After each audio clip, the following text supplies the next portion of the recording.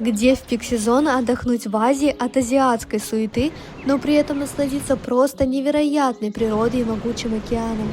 Здесь мы почувствовали максимальное единение с природой, никакого бешеного трафика на дорогах, часто дороги даже просто пустые, а так как у нас нет прав, мы спокойно и безопасно передвигались на велосипедах, нет громких туристов, красивейшие пути до моря, на пляже очень мало людей, никаких кафе и музыки, никаких продавцов, а красота самого пляжа – это просто разрыв сердца. При этом здесь есть важная для жизни инфраструктура и любимый 7-Eleven.